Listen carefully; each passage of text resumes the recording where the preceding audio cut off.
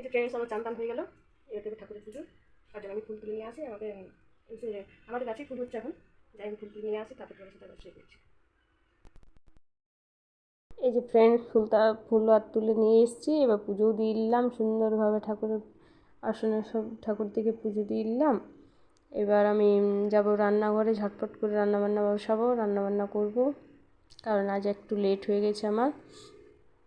এই দেখো আমি ঠাকুরের পুজো এইরকমভাবে প্রত্যেক দিন দিই।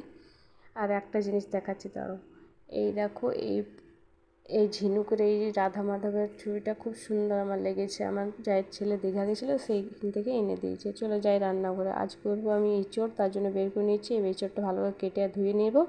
এই যে কাটা হয়ে গেছে, আমি ভালো করে ধুয়ে পরিষ্কার করে নিয়েছি। এবার প্রেসার কুকারে একটু নুন হলুদ দিয়ে সেদ্ধ হতে দিয়ে দেবো। সেদ্ধ আমি হতে দিয়ে দিয়েছি, সেদ্ধ হয়ে গেছে। এদিকে কড়াই তেল দিয়েছি, তারপরে এদিকে আমি এঁচোড়টা ভালো করে ভাজছি, একটু লাল লাল করে ভালো করে ভেজে নেবো। তারপর ফের মশলাটা তো মশলার সাথে কষবো পরে।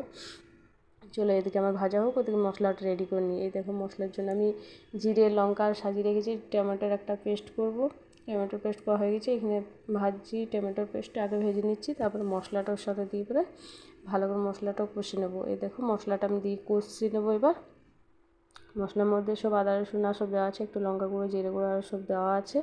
এবার ভালো করে এটা আমি কষে নেব। তারপরে এঁচোড়টার মধ্যে দিয়ে এই দেখো কষছি ভালো করে।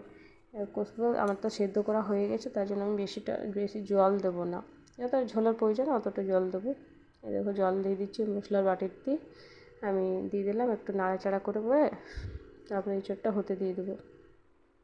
এইদিকে আমার এঁচোড়টা হয়েই যাবে, একটু পরে হয়ে যাবে রান্নাবান্না।